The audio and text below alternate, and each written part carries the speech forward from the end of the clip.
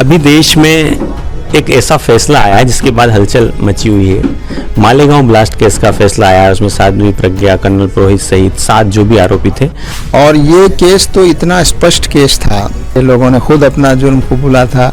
किसी की मोटरसाइकिल जो है वो पकड़ी गई थी, कहीं पे ट्रेनिंग देते हुए लोग जो है वो साबित हुआ था, कहीं RDX और हथियार जो है वो पकड़े गए थे।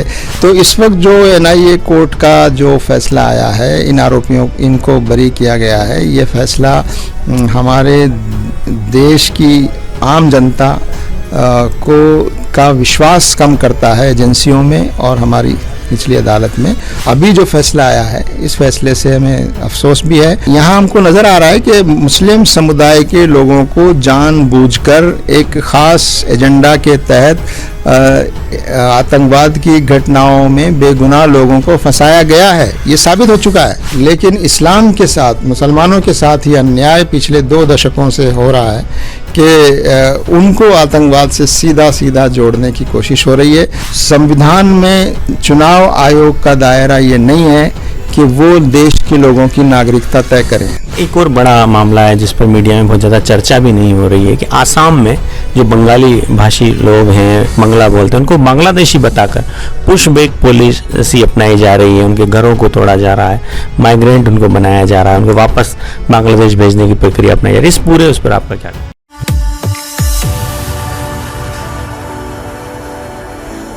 जन की बात, जन के मन की बात, जनमानस राजस्थान पर आप सभी का हार्दिक स्वागत और अभिनंदन है। जनमानस राजस्थान की टीम अभी दिल्ली में है और हमारे साथ बात करने के लिए मौजूद हैं जमात-ए इस्लामी हिंद के राष्ट्रीय उपाध्यक्ष प्रोफेसर डॉक्टर सलीम इंजीनियर। आपका जनमानस पर स्वागत है। शुक्रिया आपका। अभी देश में एक ऐसा फैसला आया है जिसके बाद हलचल मची हुई है।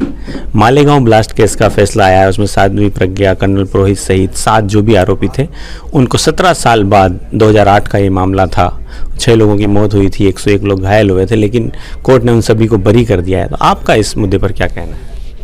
हम ये समझते हैं कि इस फैसले से देश की जनता का जांच एजेंसियों में और हमारी जो निचली अदालतें हैं उसमें विश्वास में कमी आई है। और ये केस तो इतना स्पष्ट केस था कि जिसमें जब ये घटना हुई और उसके बाद जांच शुरू हुई और ATS वहाँ फॉर्म हुई और हेमंत करकरे इसकी जांच को लीड कर रहे थे और सब चीज़ें लोगों के सामने आ रही थी, लोगों के इकबालिया बयान आ रहे थे, लोगों ने खुद अपना जुर्म कबूला था। किसी की मोटरसाइकिल जो है वो पकड़ी गई थी, कहीं पे ट्रेनिंग देते हुए लोग जो है वो साबित हुआ था, कहीं RDX और हथियार जो है वो पकड़े गए थे। संस्थाओं के नाम भी आए थे उस वक्त। लेकिन अब आप देख रहे हैं कि 2000 हेमंत करकरे जो हैं वो नहीं रहे, या हट गए या हटा दिए गए। अब तो ये सवाल भी पैदा होता है इस फैसले के आने के बाद कि हेमंत करकरे की मौत का भी क्या इस जांच से कोई संबंध है कि अगर वो होते तो शायद फैसला दूसरा होता, और अगर वो इस जांच का हिस्सा देर तक रहते तो हो सकता है दूसरी चीज़ होती। 2014 में सरकार बदल गई, उसके बाद 2015 में एक महिला सदस्य जो इस पूरी टीम की थी, उनका एक बयान आया कि हम पर दबाव बनाया जा रहा है कि इनके साथ सॉफ्ट रवैया अपनाया जाए। तो इस वक्त जो NIA कोर्ट का जो फैसला आया है, इन आरोपियों इनको बरी किया गया है, ये फैसला हमारे देश की आम जनता का विश्वास कम करता है एजेंसियों में और हमारी निचली अदालत में। और हमें पूरा विश्वास है कि इस फैसले को ऊंची अदालत में चैलेंज किया जाना चाहिए, और सरकार अगर नहीं करती है तो खुद साबित करती है। अगर महाराष्ट्र सरकार अगर हाई कोर्ट नहीं जाती है, उससे खुद साबित होगा कि वो अपराधियों को बचाना चाहती है या सही अपराधियों को सामने लाना चाहती है। ये उसका रवैया सामने आएगा। खुद NIA को चाहिए कि वो जाए अदालत हाई कोर्ट में। तो पिछला जो 2006 में सीरियल ब्लास्ट हुए थे वहाँ पर बम्बई में ट्रेन्स में, उसमें सारे मुस्लिम नौजवानों को आरोपी बनाया गया, 19 साल वो जेल में रहे।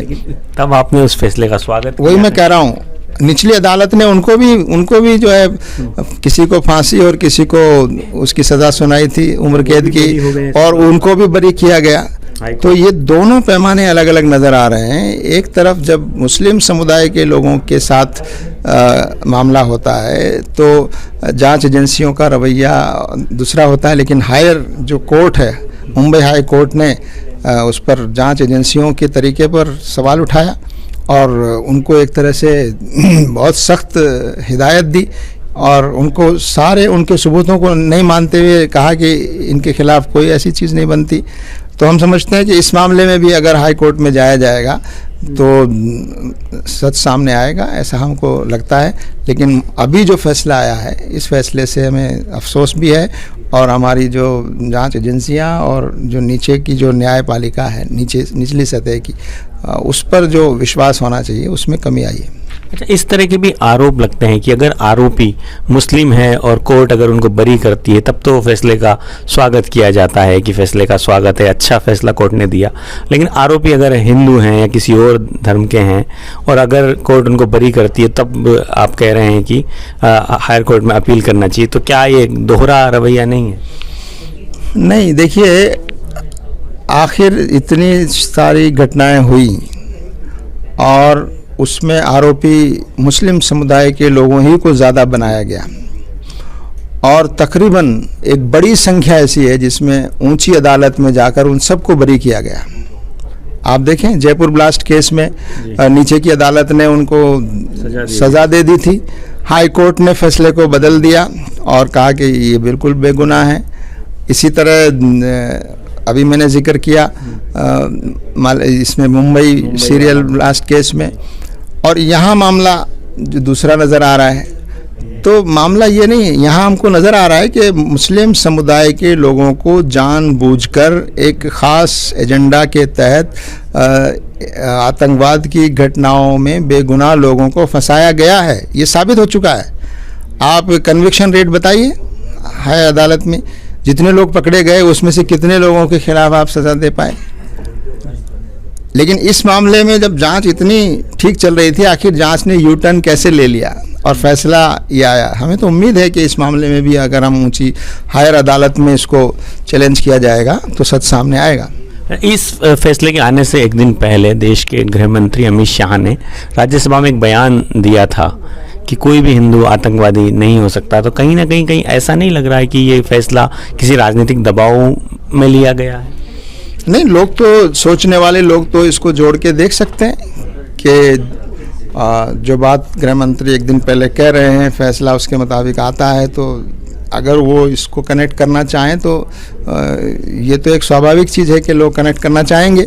लेकिन हम जो बात कहना चाहते हैं वो ये है कि आतंकवाद को किसी धर्म से नहीं जोड़ा जाना चाहिए। हम शुरू से ये बात कहते रहे हैं, किसी भी धर्म से आतंकवाद को नहीं जोड़ा जाना चाहिए।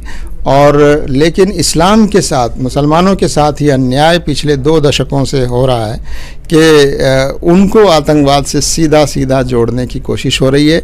और आतंकवाद के नाम पर जितने लोग अब तक पकड़े गए हैं बेगुनाह लोग, वो मुस्लिम समुदाय के लोग पकड़े गए हैं जिनको ऊंची अदालतों ने बाद में रिहा किया गया।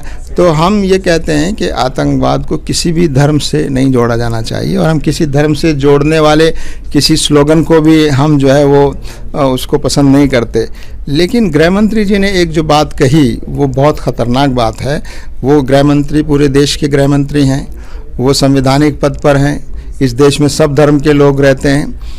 अगर वो ये कहते हैं कि एक ख़ास धर्म के लोग आतंकवादी नहीं हो सकते, इसका मतलब ये है कि उस धर्म के अलावा दूसरे धर्म के लोग आतंकवादी हो सकते हैं। ये तो एक बहुत बड़ा इल्ज़ाम है। और ये देश के गृह मंत्री पद पर बैठा हुआ व्यक्ति अगर इतना गैर जिम्मेदाराना बात कहता है, आप वो सब धर्म के लिए कहते, आप अगर सब धर्म के लोगों के लिए कहते तो आपकी बात ठीक न थी कि भाई कोई धर्म जो है वो आतंकवाद से नहीं जुड़ना चाहिए।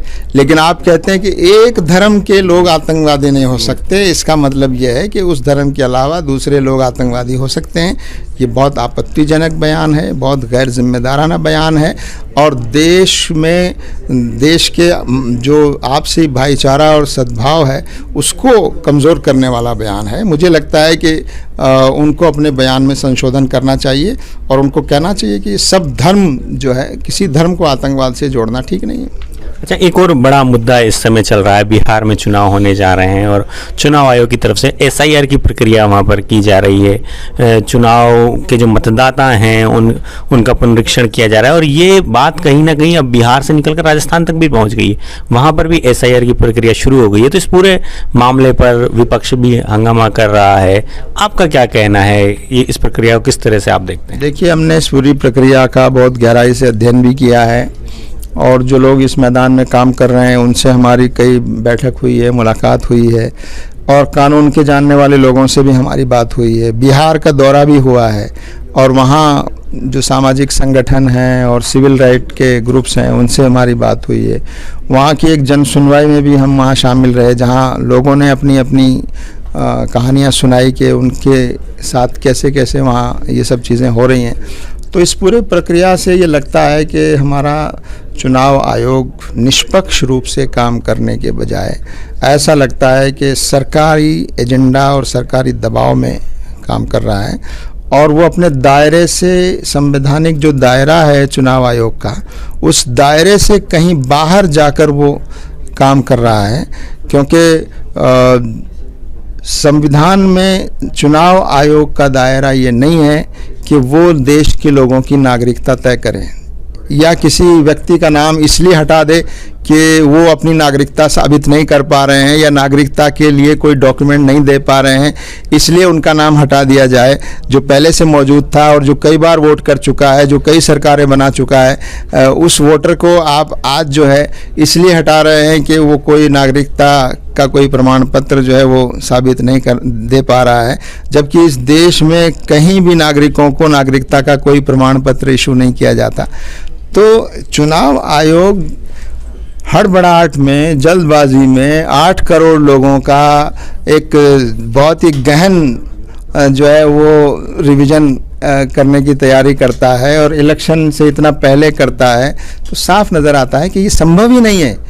और हमने तो ग्राउंड पे जाके देखा है कि बीएलओज और जो लोग हैं उन्होंने खुद ने ही बहुत सारे फॉर्म बिना डॉक्यूमेंट के साइन करके, लोगों को पता भी नहीं कि उनका फॉर्म जा चुका है बिना डॉक्यूमेंट के, तो ऐसे लोगों के नाम हटाए गए होंगे। और ये फैसला किसने लिया होगा? बीएलओ ने जो फार्म भरे होंगे उसकी बुनियाद पर, जिसका फार्म नहीं भरा है या ईआरओ ने देखा होगा कि ये डॉक्यूमेंट नहीं है, लोगों को पता भी नहीं है कि उनका फॉर्म बगैर डॉक्यूमेंट के चला गया है। तो ईआरओ और बीएलओ लेवल के लोग ये फैसला कर दें कि कौन वोटर लिस्ट में रहेगा और कौन नहीं रहेगा, और इस आधार पे कि ये जो है देश का नागरिक है कि नहीं है। तो देश का नागरिक होना नहीं होना ये तय करना ये बीएलओ और ईआरओ के लेवल की चीज़ नहीं है, ये होम मिनिस्ट्री को तय करना है। होम मिनिस्ट्री का एक प्रोसीजर है और किसी को विदेशी साबित करने की जिम्मेदारी सरकार की है। नागरिक की ये जिम्मेदारी नहीं है कि वो ये साबित करे कि मैं इस देश का नागरिक हूँ। सरकार साबित करे कि ये नागरिक नहीं है। तो ये इलेक्शन कमीशन ने इस पूरी प्रक्रिया में अपने आप को वैलिड वोटर साबित करने की जिम्मेदारी नागरिक पे डाल दी है। इससे पहले नहीं था ये, इससे पहले नागरिक की जिम्मेदारी नहीं थी। बिहार में ही नहीं रहा, ये अलग अदर स्टेट्स में भी वही मैं कह रहा हूँ। ये जो नोटिफिकेशन आया है, ये नोटिफिकेशन सिर्फ बिहार के लिए नहीं था। बिहार में इलेक्शन चूँकि जल्दी है, वहाँ इस कार्रवाई को जल्दी किया गया और ये आगे भी किया जाएगा। लेकिन हमें पूरा उम्मीद है कि देश की जनता जागृत हो चुकी है और बिहार की जनता में भी काफ़ी आक्रोश है और मुझे लगता है कि सरकार को ये फैसला बदलना पड़ेगा या रिलैक्स करना पड़ेगा।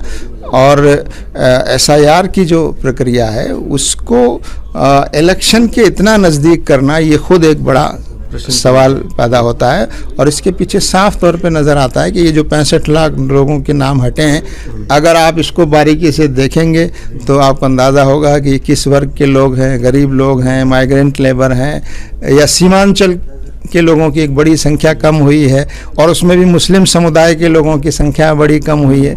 तो उससे अंदाज़ा हो जाएगा कि सरकार क्या चाहती है। सरकार असल में ये कार्रवाई इतनी जल्दी करना इसलिए चाह रही है इलेक्शन कमीशन के थ्रू, ताकि वो बिहार में अपनी वापसी को या बिहार में अपनी सरकार बनाने की पोजीशन में आ सके, ये बात किसी से छुपी हुई नहीं है। और मुझे लगता है कि बिहार की जनता ये समझ गई है और देश की जनता भी ये जानती है।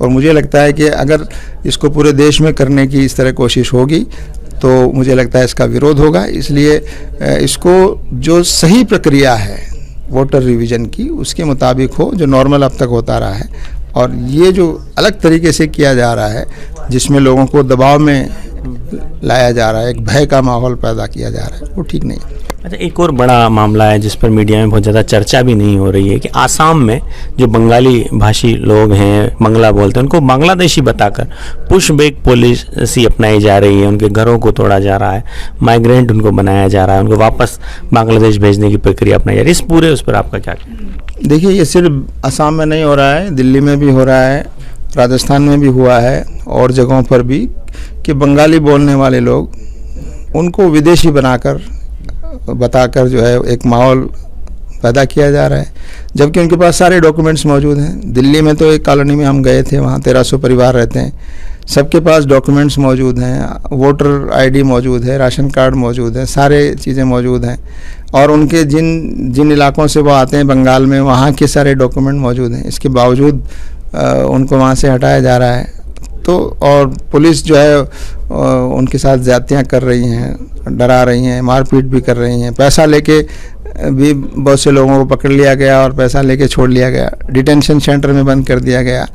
और कई जगहों पे तो बांग्लादेश की सीमा पर छोड़ दिया गया, असम में और वहाँ लोगों को।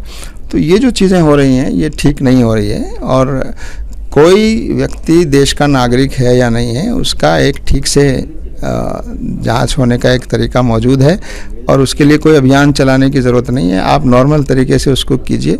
और जो भी विदेशी है, चाहे वो बांग्लादेश का हो या बर्मा का हो या श्रीलंका का हो या किसी नेपाल का, भूटान, कोई भी विदेशी अगर है तो आप उसके खिलाफ़ कीजिए। लेकिन आप सिर्फ वहाँ कर रहे हैं जो बंगाली बोलने वाले, और बंगाली बोलने वाले भी मुसलमान। तो बेसिकली ये एक कम्युनल एजेंडा भी है और साथ साथ ये एक तरह से बंगला बोलने वाले जो लोग हैं, उसमें बहुत सारे मुसलमानों के अलावा भी दूसरे लोग हैं दिल्ली में जिनको परेशान किया गया है। लेकिन मेन टारगेट मुसलमान है इसमें, जिनको कहीं रोहिंग्या और बांग्लादेशी बताकर किया जा रहा है। बहुत बहुत शुक्रिया। तो हमारी बात हो रही थी जमात इस्लामी हिंद के राष्ट्रीय उपाध्यक्ष सलीम इंजीनियर के साथ। इन्होंने देश में इस समय जो ज्वलंत मुद्दे हैं उन पर खुलकर हमारे साथ बात की। देखते रहिए जन की बात, जन के मन की बात, जनमानस स्थान। आप सभी का हार्दिक आभार, धन्यवाद।